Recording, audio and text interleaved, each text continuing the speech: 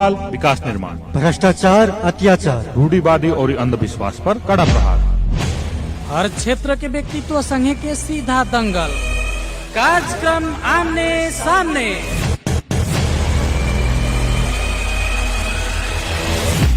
साता के 7 दिन सुबह 7:30 बजे से 8 बजे तक कार्यक्रम आमने सामने, कार्यक्रम आमने सामने।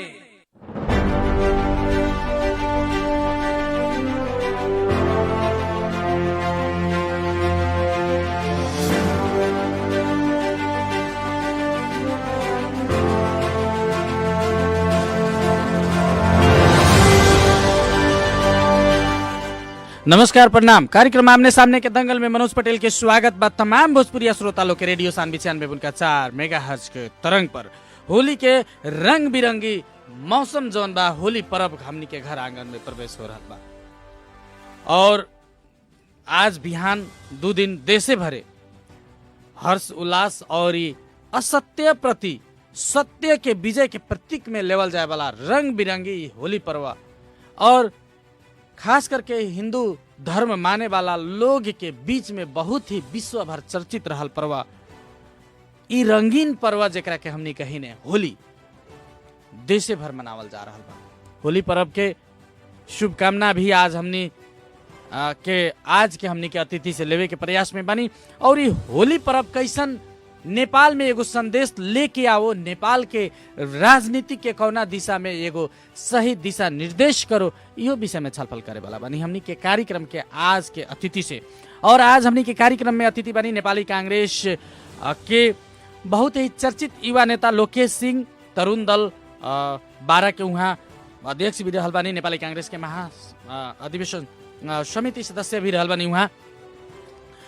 उनकरा के हम कार्यक्रम में सबसे पहले स्वागत करे के चाहेम। लोकेश जी, कार्यक्रम में अपने के स्वागत बा। धन्यवाद मनोज जी, अपने के भी। जी लोकेश जी, ई चार बड़ब के मौसम बा, हमनी के चार पर्व के होली पर्व घर घर में हमनी के प्रवेश कर चुकल बा। सबसे पहले रेडियो सानवी के टीम के तरफ से ई हर्ष उल्लास और रंगीन पर्व और असत्य माथी सत्य पर के जीत के पर्व होली के अवसर में अपने के तमाम घर परिवार, अपने के पार्टी, व्यक्तिगत अपने के भी हमनी के रेडियो सानवी टीम के तरफ से बहुत बहुत अपने के शुभकामना, बधाई बा। अपने के जीवन रंगमय होको और अगला जीवन अपने के सफलता से भरो, हमनी के शुभकामना देवे के चाहतनी अपने के। धन्यवाद सानवी एफएम के, सानवी होल्डर की टीम के, और खास करके आज मनोज पटेल जी हमरा के सानवी एफएम में जोड़नी हुए और होली की शुभकामना हमरा के देनी है, हमारा राजनीति के शुभकामना देनी है।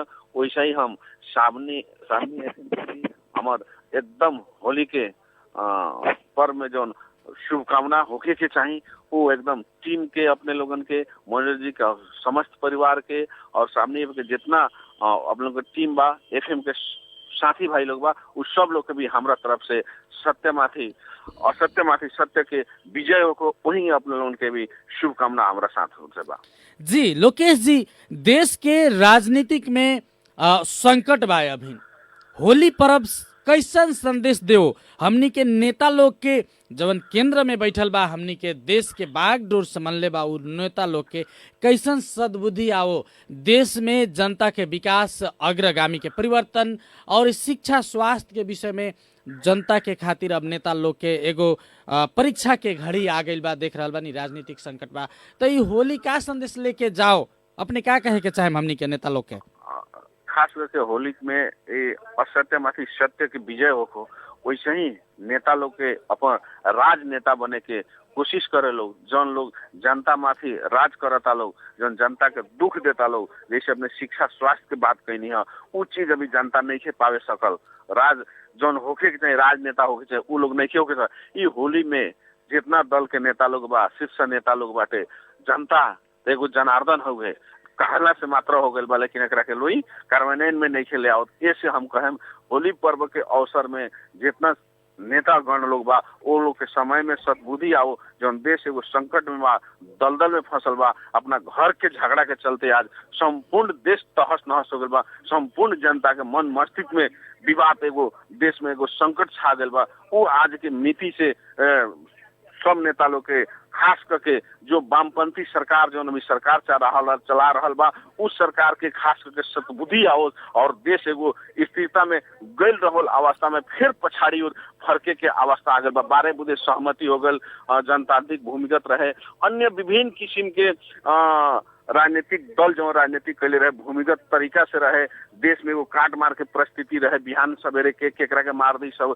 रात में कोई घरे दिन में घरे जाता, रात के फरके सकी ना फरके सकी। उस परिस्थिति में एगो जन आंदोलन होके जनता के आवाज सुन के राजा के बिगल गल जनता गांव गांव में सिंह दरबार आई कह के एगो आंदोलन कैलक, वो सहानुभूति आ गई रहे, उस सहानुभूति के एगो ट्रैक पकड़ चुका रहे, वो ट्रैक के फिर अभी एगो वामपंथी जो पार्टी लोग बा वो अपना घर के झगड़ा के चलते फिर नेपाली जनता के जी लोकेश जी अब जनता के कर्जा चुकावे के समय आ गई बा।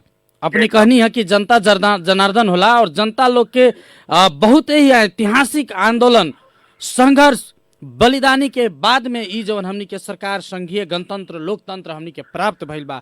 अब जनता के कर्जा चुकावे के समय आ गई बा नेता के लोग के बीच में। जी और हम ये जी और एक और बात हम कहे के चाहतनी, होली जौन पर्व बा लोकेश जी, ई एगो भाईचारा, एगो सद्भाव, एगो मेल मिलाप के भी पर्व बा। तो हर पार्टी के घर भीतर झगड़ा, नेपाली कांग्रेस के पार्टी के घर भीतर झगड़ा, जनता समाजवादी पार्टी के घर भीतर के झगड़ा, नेकपा अब एमाले कहीं, माओवादी केंद्र कहीं, सारा तमाम देश के बड़का पार्टी के घर भीतर झगड़ा बा। तो ये घर भीतर के झगड़ा भी मिलावे के संदेश देवे के चाहिए ये हमनी के होली पर्व के। स्वाभाविक रूप में हमनी तो एगो होली मिलन कार्यक्रम ही नेपाली कांग्रेस करे के आयोजना रहे, केंद्र से लेके प्रदेश से लेके जिला तक ले। लेकिन हमनी के एगो दुखद घड़ी में खड़ा अभी बानी सा। हमनी के नेपाली कांग्रेस के केंद्रीय सदस्य तथा पूर्व मंत्री, पूर्व मेयर, एकदम शालीन व्यक्तित्व, कांग्रेस के एगो चाहे वाला योद्धा गुमा चुकल बानी सन। हमनी के एगो नेपाली कांग्रेस केंद्रीय सदस्य के मृत्यु भइला के कारण से होली जोन हमनी के एगो 60 शुभकामना आदान प्रदान करे के चाहिए, वो हमनी जिला से लेके केंद्र तक में ना करे सकनी है सर।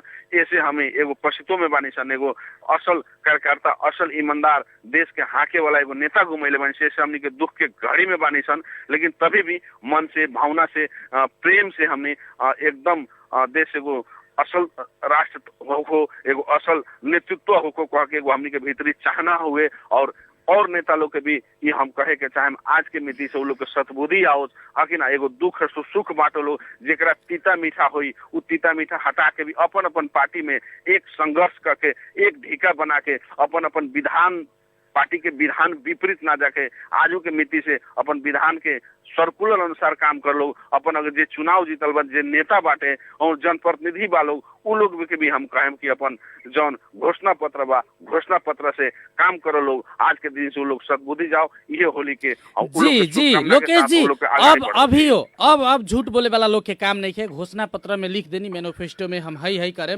लेकिन वैसा ना काम करे वाला लोग के अब जनता पहचान रहल बा लोकेश जी। ओकर सही समय में जनता ओकरा के कड़ा जवाब दी, करारा जवाब दी, ओकरा के जनता हमरा आशा बा। लोकेश जी एक और बात, अपने युवा लोग में बहुत ही चर्चित बनी, युवा लोग से अपने एकदम घुल मिल के रहीने, युवा लोग के आसपास में अपने रहीने, युवा लोग के का अपने के संदेश मिल रहा बा? 12 जिला के युवा लोग के, परसा जिला लोग के युवा लोग के, ई जौन सरकारी में देश में ई जौन संकट देखल गई बा, राजनीतिक संकट, ई कब तक ले खत्म हुई? और नेपाली कांग्रेस के लाइन भी क्लियर नहीं के भइल, तो नेपाली कांग्रेस के लाइन कब तक क्लियर हुई? एकदम नेपाली कांग्रेस के स्पष्ट लाइन बा। जनता नेपाली कांग्रेस को स्वीकार कैले बा और प्रतिपक्ष के भूमिका देले बा। ऐसे नेपाली कांग्रेस का स्पष्ट भूमिका बा। नेपाली कांग्रेस जनता ना रुचौला के चलते प्रतिपक्ष के भूमिका निर्वाह करके जनता स्वीकार कैले बा, ओकरा के पार्टी भी स्वीकार कैले बा। ऐसे नेपाली कांग्रेस के कौनो धारणा कुछो नहीं के एक बार निर्वाचन हारल बानी, हम प्रतिपक्ष के भूमिका कैले बानी। प्रतिपक्ष में जब तक चुनाव ना हुई, अगला चुनाव जनमत ना आई, तब तक हम प्रतिपक्ष के भूमिका करें। एमे कोनो दाया बाया के लाइन नेपाली कांग्रेस के नहीं है, एमे ढुक हो गईला से हुई। जी अब जैसे कि लोकेश जी ई बात अपने कहनी है, ई बात सही बा, लेकिन नेपाली कांग्रेस एगो प्रतिपक्ष के भूमिका में बा, लेकिन देश के संसद बिजनेस नहीं के देवे सक रहल, कोनो गतिविधि करे नहीं के सक रहल, तो सदन हाउस बिजनेस कैसे दी? इहो जिम्मेवारी नेपाली कांग्रेस के बा। एकदम ओकरा के कह रहल बा। अपने के आज भी लोग कह रहल बा, कालो भी कहले बा। देखी, एगो कम्युनिस्ट सिंगो पार्टी, दूगो पार्टी रहे। जी। जब नेपाली कांग्रेस देश में एगो बड़का पार्टी रहे, एगो नेपाली कांग्रेस के हरावेला कम्युनिस्ट पार्टी एक भैल और नेपाली कांग्रेस के हरैलक, वो लोग सरकार में गए। उस सरकार में गईला के बाद भी वो लोग के अपन भूमिका जो निर्वाह करे ना करे सकल, फिर आज वो दूगो अलग अलग हो गए वालो। ऐसे भी अलग हो गए वालो, वो लोग के कोनो संबंध नहीं के, लेकिन संसद में जनता ला देखावेला, देश चलावेला, वो लोग के समर्थन परसेंट के जो नेपाल कम्युनिस्ट माओवादी बाटे उनकर समर्थन फिरता नहीं के हो। तो सरकार तो अभी बहुमत में बा। जी तो जी। वो लोग तो मिलो, हाँ, संसद में तो मिलो मत करके चलावता, तो वहाँ तो जब मिलो मत करके चलावता तो वहाँ कांग्रेस का थी कि वहाँ प्रतिपक्ष की भूमिका करी। जी, अपने के कहे के मतलब जब सारा लोग मिलले बा, झूठो के ही बाहर ही लोग दिखावा करता, तो नेपाली कांग्रेस लबर लबर काहे करो, एमे अपने ही कहे के चाहता नहीं। हाँ, बिहान अगर नेपाल जो माओवादी बा, माओवादी जो पार्टी बाटे परसेंट के पार्टी बा, वो अपन समर्थन अगर बिहान से खींच देता रहन, अगर पोजिशन का परिस्थिति आ जाये, अगर उस देश में संकट आ जाता, ओदी का नेपाली कांग्रेस अपन विजन लेके पहले फिर संसद में आए। लेकिन समर्थन बढ़ले बाटे, सरकार बहुमत में बढ़ले बाटे, ओदी का कांग्रेस काहे करे? ये लोग जनता के चकमा देता। जी, लेकिन एगो बात अपने सुनिए, प्रचंड जी काले प्रचंड जी के भाषण हम सुनत रहनी, लोकेश सिंह जी प्रचंड जी कहत रहनी कि और ज्यादा हमनी के देश के राजनीतिक संकट में हमनी धकेले के नहीं की चाहत। नेपाली कांग्रेस जनता समाजवादी पार्टी लगायत के नेता लोग अगर हमनी संगे मिलजुल के आगे बढ़े के खातिर गारंटी करी, हमनी के सहयोग करी, तो तत्काले हम सरकार के देवल समर्थन फिरता ले हम कहले बानी। प्रचंड जी का टिप्पणी बा अपने के में? वो सौदा व्यापारी हो गल। हम फालना करी तो हम फालना करें, फालना करी तो फालना करें। सबसे पहले उनकर स्पष्ट कभी तो कहता दोनों पार्टी हमने एक हो जाए, कभी हमारा आशा बाटे। जब कहीं आज वो लोग बिहान वो लोग अपन समर्थन कर दिला से सलाह सुझाव कर ले लोग, और फिर बिहान जाकर दोनों पार्टी एक हो गल, तब हमने का कही जाये। ऐसे पहले उनकर नेपाल जो माओवादी बा, माओवादी पार्टी के पहले अपन तो विजन आयोज करल, हम समर्थन फिरता लेम या पहले हम सब लोग के समन्वय करके चले, वो फिरता ले लिया तो बिहाने से सब गर्मी बढ़ जाई। हाँ, और बहुमत के सरकार के बनावल जाई, आगे ना सर्वदलीय सरकार के बनावल जाई। जब तक वो ना खींची हन, वो अपन जो सहमत बा वो ना खींची, तब तक तो कोनो सदगर्मी ना आई नो। जी लोकेश जी, लेकिन अपने के पार्टी के भीतर, अपने के पार्टी के भीतर प्रधानमंत्री शेर बहादुर देउबा के भूमिका के विषय में प्रश्न उठ रहा बा। अपने के पार्टी के नेता लोग प्रधानमंत्री के उम्मीदवार के, प्रधानमंत्री के अगिला उम्मीदवार के रूप में शेर बहादुर देउबा जी के दबाव दे रहा बा कि अपने देश के नेतृत्व करी, सारा लोग के एक लगे ले आई, और ई जौन संकट के घड़ी बा एकरा के नेपाली कांग्रेस नेतृत्व देके एकरा के बंद करे के चाही, देश के विकास के रास्ता, काम के रास्ता आगे बढ़ावे के चाहिए। कह के अपने के पार्टी के नेता लोग अपने के पार्टी सभापति के दबाव दे रहा बा, लेकिन सभापति जी अभी स्वाभाविक चीज बा। देश में जब संकट आयल बा, तब तक नेपाली ही कांग्रेस देश के उधार कैले बा। जब तक जनता के दुख आयल बा, जब तक जनता के पीड़ा आयल बा, जब तक मलहम अपने के जनता लग नेपाली कांग्रेस ले गए बा। उस दिन भी अगर कांग्रेस आई तो संभाले ला तैयार बा। यानी कि नेपाली कांग्रेस मंदिर में घंटी बजावेला नहीं के गल, नेपाली कांग्रेस जनता के मांझ में सेवा करेला आयल बा। ऐसे जी अब इन सेवक बाटे वो अपन सेवा दे रहा बा, गलत देव या सही देव अपन सेवक दे रहा बा। ऐसे पूर्ण रूप से राजीनामा आवे के पड़ल या पार्टी के माओवादी पार्टी के समर्थन आवे के पड़ल, ओमे देखी नेपाली कांग्रेस की भूमिका आगाड़ी रही। लेकिन ये लोग सब चकिया लाठी अपने घूमता लोग, अपने करता लोग। ऐसे नेपाली कांग्रेस नेपाली जनता के भूमरी में रखले वालो, ये अपन स्पष्ट धारणा नहीं खेलो ले आओ, एवं सौदा व्यापारी के काम कर रहा वालो। ऐसे नेपाली कांग्रेस अभी कुछ नहीं के बोले सका। लेकिन राजीनामा आ जाए, समर्थन फिरता आ जाए तो अग्र रूप में भूमिका आगाड़ी बढ़ी। इतना तकले हो गए बा। लेकिन हमर भीतरी इच्छा पूछे तो नेकपा कम्युनिस्ट पार्टी बा, माओवादी बाटे, इस सरकार में जा चुकल बा, इस सरकार चला चुकल बा। लेकिन मधेसी दल अभी तक ले प्रधानमंत्री कभी नहीं के बने सकल। ओकरा के भी एक बार मौका देवे के हो सके लगी। नेपाली कांग्रेस से भी, अपने के नेकपा माओवादी से भी अच्छा विजन कहीं ले आ दिलक कि ऐसे भी मधेसी दल के भी अपन नेतृत्व लेवे के चाहता, तो ओकरा के देवे के भी हमर भीतरी इच्छा है, ओकरा के भी एक बार मौका देवे के चाहिए, कह के हमर धारणा है। जी, अब जैसे कि तमाम जोन गतिविधि हो रहा बा, सरकारवादी दल के आरोप बा कि नेपाली कांग्रेस के ही नेतृत्व में देशी विदेशी शक्ति सब केंद्र देश में बना के ई सब भाड़ भइलो देश के राजनीति के अस्त व्यस्त कर देवे के खेल खेल रहा बा। ई बात में कितना सत्यता बा? एक बार और रिपीट कर दीजिए। जी, जैसे कि कम्युनिस्ट लोग के फोड़ देवे के देशी विदेशी चाहना के रूप में नेपाल में काम कर रहल बा देशी विदेशी तत्व सब, ओकरा के नेपाली कांग्रेस के समर्थन बा कह के बात आ रहल बा। जी ना, एकदम प्रश्न एकदम गलत बा। अब बताई, दू भाई अपने में लड़ता कि हमनी पार्टी मिल जाइला, कभी कहता पार्टी फोड़ दिया, मिलाओ में नेपाली कांग्रेस हाथ रहे, फोड़ाओ में नेपाली, एगो तो कोनो ऐसा सत्यते में नहीं खेनु। ये अपना स्वार्थ के लागी, अपना भाईचारा के लागी मात्र देश में एगो इल अफियारो में ले आल बा, दिक्कत में ले आल बालो। जी जी लोकेश जी, ये बात अपने के भी पता बा लोकेश जी की कोनो भी पार्टी फुटेला, चाहे नेपाली कांग्रेस होके चाहे वाम पार्टी होके, कोनो भी पार्टी फूटी तो देश के जनता के ओकरा से घाटा लागेला। ये बात तो अपना बुझले बानी।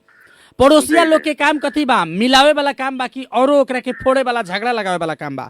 नेपाली कांग्रेस तो उसे कहाँ कहता कि तू हट जा हम सरकार में, तो कहता तोहनी राज भोग, जितना तोहरा सरकार के माइनेट मिलल बा वो तोहनी दोनों आदमी अपन मिल के कम्युनिस्ट सरकार दोनों पार्टी आजू अपने मिल के देश चलाई लोगन कह नेपाली कांग्रेस आज के मिति में कहता, कालो भी कहले रहे। ई तो जेकर राज्य में सर्वोच्च अदालत बाटे, जौन वो लोग निकाय के जौन प्रमुख लोग बाटे वो राज्य से चलता, एगो केपी ओली के इशारा में चल रहा बा, कम्युनिस्ट सरकार के इशारा में चल रहा बा। तो ओकरा इशारा में चले वाला ठाव में नेपाली कांग्रेस कहाँ काफी कर सके, कुछ ना कर सके।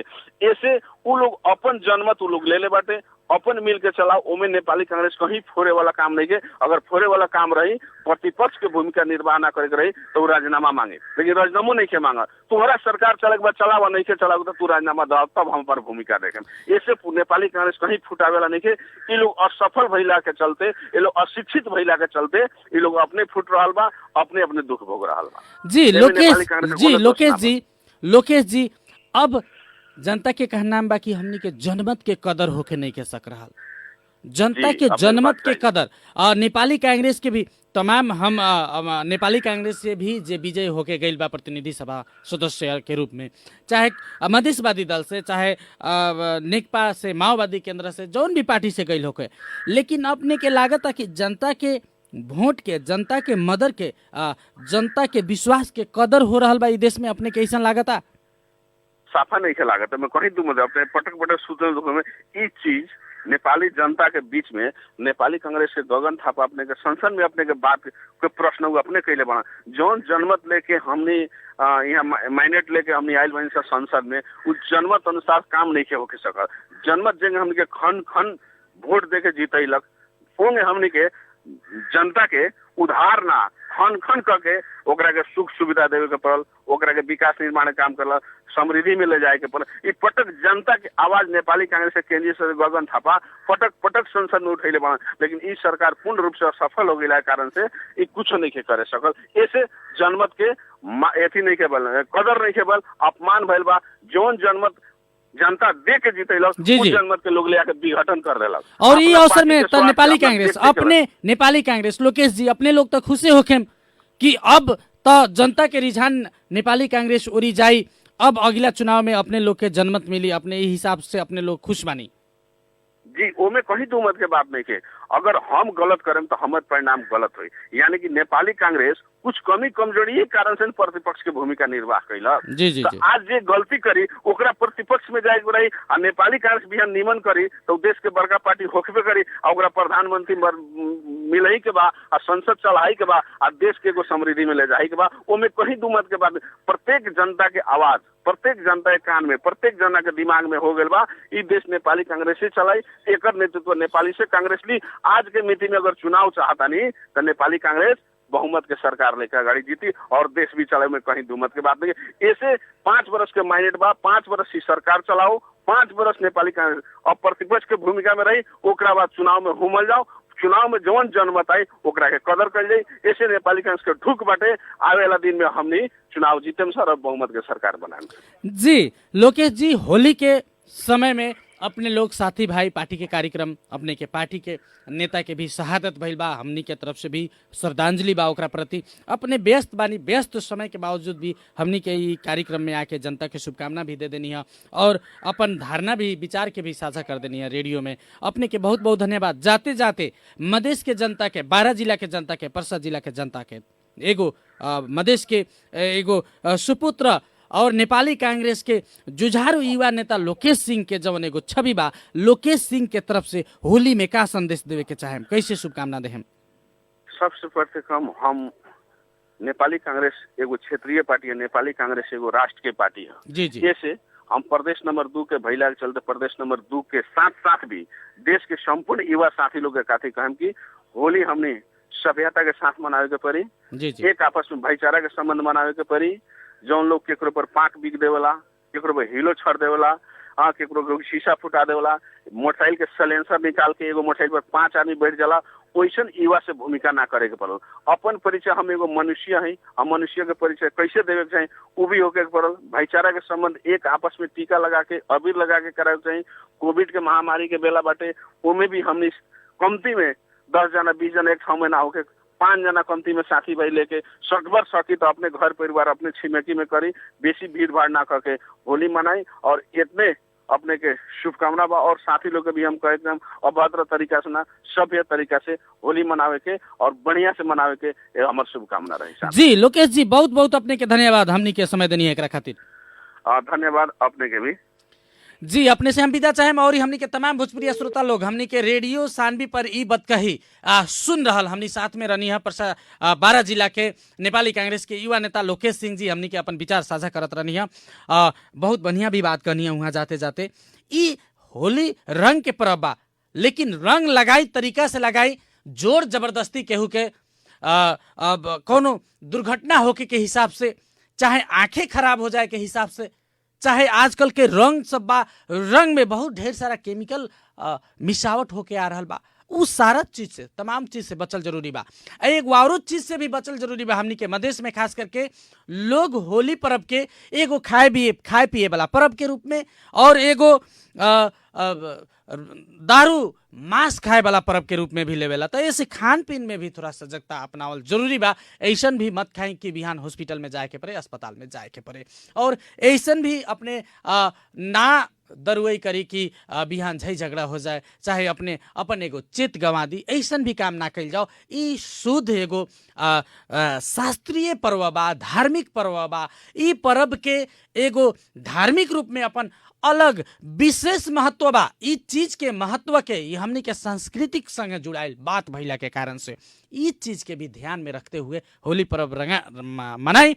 और ई होली पर्व में तमाम हमनी के श्रोता लोग के, तमाम हमनी के मधेश के सपूत लोग के, मधेश के जनता लोग के कपड़ा ही ना, मन भी रंगाओ और मन भी सफा हो जाओ, हम यह कहे के चाहें।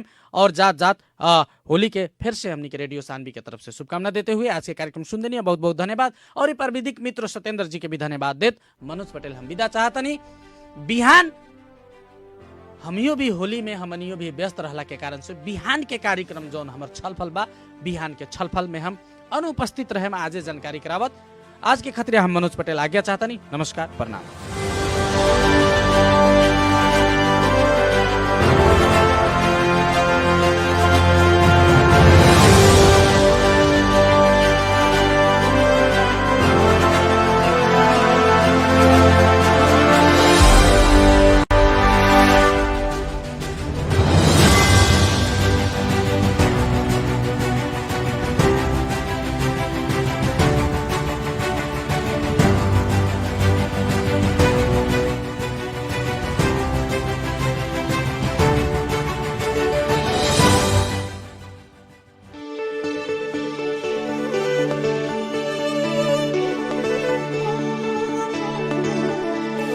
गाउँ सहर सारा गुन्जाउने यो हो रेडियो सानवी 96.4।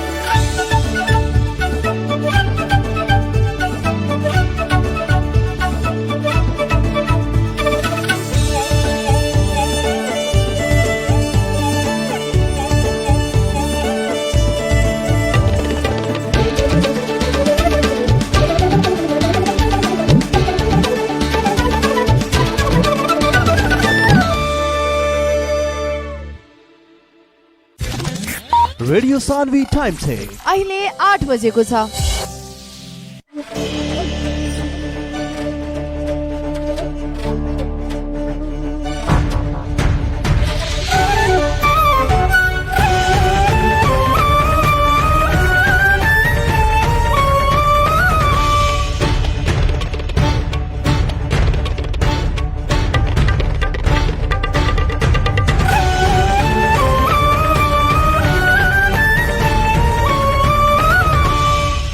नमस्कार, रेडियो सान्वी 96.4 मेगाहर्ट्ज तथा www.radiosanvi.com मार्फत संसारभर एकैसाथ प्रसारण भइरहेको बिहान 8 बजेको सान्वी हाइलाइट्समा सोनम गौतमको स्वागत छ।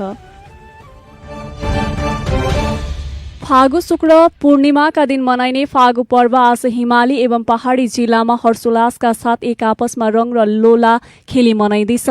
वसन्त ऋतुको आगमनसँगै आपसी मेलमिलाप र सद्भावनाको सन्देश लिएर आउने फागु पर्व आज परम्परागत रूपमा विभिन्न रंग र लोला खेली मनाउने परम्परा रहेको छ। केही वर्ष अघिसम्म उपत्यकामा उत्ताउलो रूपमा मनाइने यो पर्व प्रहरीको सक्रियताका कारण पछिल्लो समय सबै बन्न थालेको छ। सडकमा काम विशेषले हिँड्नेलाई इच्छा विपरीत रंग र लोला हान्ने क्रम बन्द हुँदै गएको छ। फागु पर्वको अघिल्लो दिन पनि काठमाडौँका सडकमा फोहोर पानी छ्यापेको देखिँदैन। विगत वर्ष जस्तै यस वर्ष पनि कोरोनाको प्रभाव विश्वव्यापी रूपमा बढ्दै गएकाले फागु पर्वमा पानी र रंग प्रयोग नगर्न प्रशासनले आह्वान गरेको छ। साथै घर परिवारमै फागु पर्व मनाउन पनि प्रशासनले अनुरोध गरेको हो। विशेष गरी युवतीलाई लोलामा पानी भरेर एक हप्ता अघि नै छ्यापेर मनोवैज्ञानिक रूपमा बाहिर निस्कन नसक्ने वातावरण बनाइन्थ्यो। यस वर्ष फागु पर्वको अघिल्लो दिन पनि सहज रूपमा हिँडडुल गर्न सकेको ललितपुर जिल्लाको गोदावरीबाट नयाँ सडकमा निजी क्षेत्रमा काम गर्न आउनु भएकी सविता घिम्रेले बताउनु भएको छ। तराईको क्षेत्रमा भने भोलि फागु पूर्णिमा मनाइनेछ। चितवनको भरतपुरमा बस र स्कुटर ठोकिँदा 3 जनाको ज्यान गएको छ। भरतपुर महानगरपालिका 22 पकौडी बजारमा ना 5ख2150 नम्बरको बस र ना 40प7082 नम्बरको स्कुटर ठोकिएर दुर्घटना भएको छ। हिजो भएको दुर्घटनामा परेर स्कुटर चालक भरतपुर 6 का मोहन अधिकारीकी 17 वर्षकी छोरी विनिसा र चालक अधिकारीका दाइकी छोरी दिविसाको ज्यान गएको हो। जिल्ला प्रहरी कार्यालय चितवनका प्रवक्ता सूर्य थापाका अनुसार स्कुटरमा 3 जना रहेका थिए।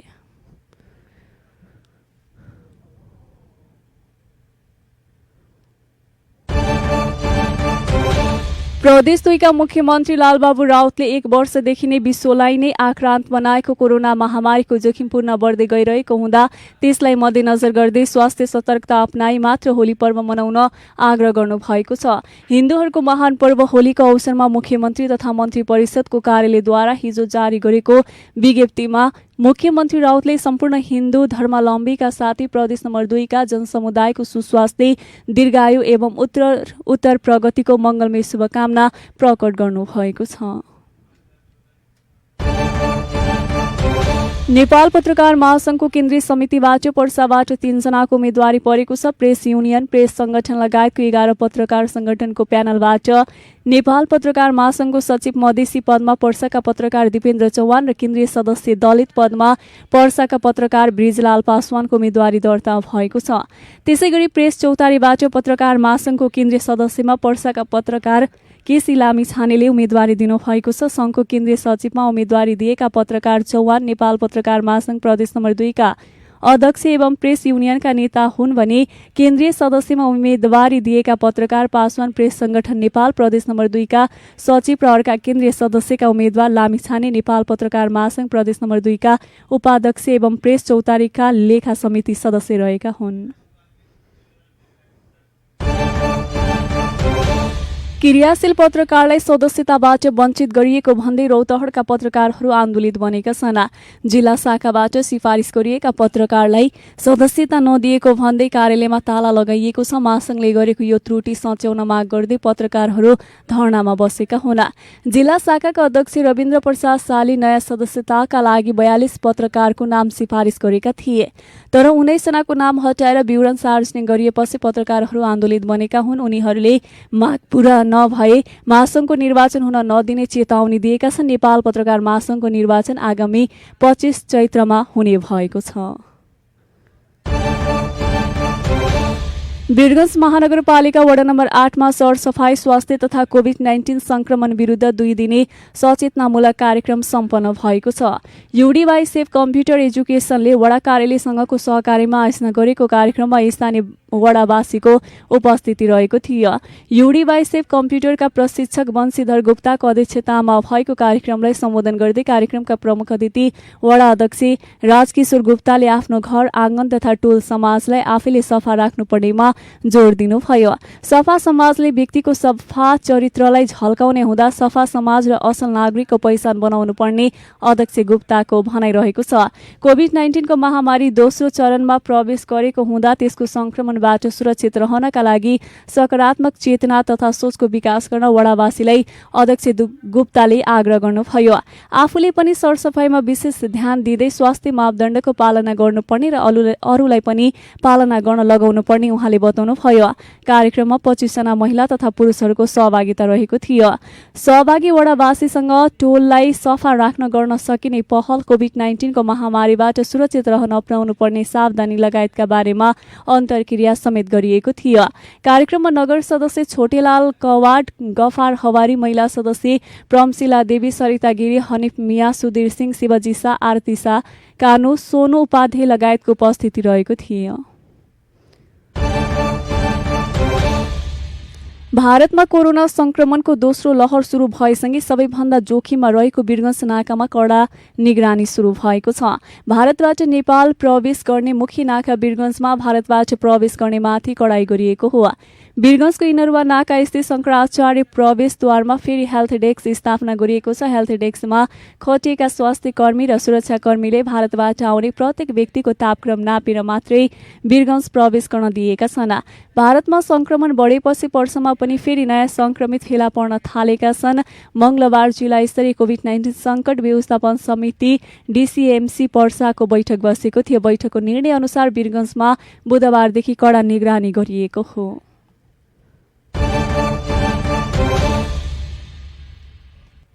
पूर्व मन्त्री तथा नेपाली कंग्रेसका नेता स्वर्गीय रविन्द्र राज जोशीको हिजो दाह संस्कार गरिएको छ। उहाँको पशुपति आर्यघाटमा दाह संस्कार भएको हो। पशुपति आर्यघाटमा नेपाली कंग्रेसका सभापति शेरबहादुर देउवालले जोशीलाई अन्तिम श्रद्धाञ्जली दिनुभएको थियो। यसअघि जोशीको पार्थिव शरीर पार्टी कार्यालय सानेपामा राखिएको थियो। नेपाली कंग्रेसका नेता कार्यकर्ता, नेकपा माओवादी केन्द्रका अध्यक्ष पुष्पकमल दाहाल प्रचण्ड, एमालेका वरिष्ठ नेता माधव कुमार नेपाल लगायत विभिन्न दलका नेता शुभचिन्तक जोशीलाई श्रद्धाञ्जली दिन सानेपा पुग्नु भएको थियो।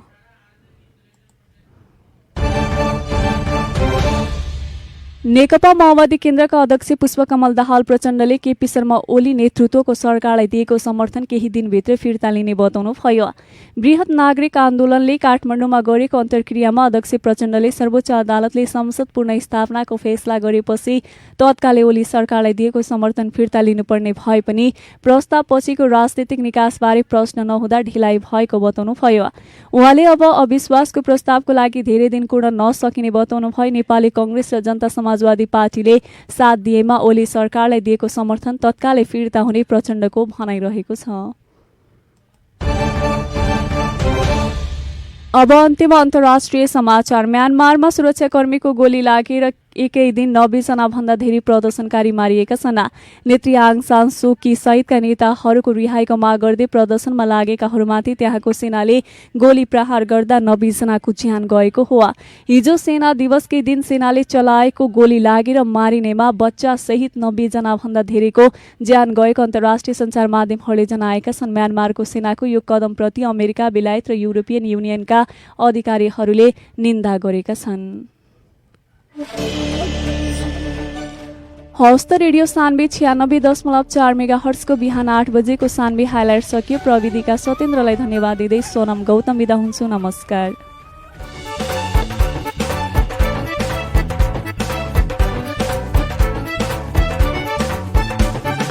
नेपाली मन को आवाज हो यो रेडियो सान्वी 96.4।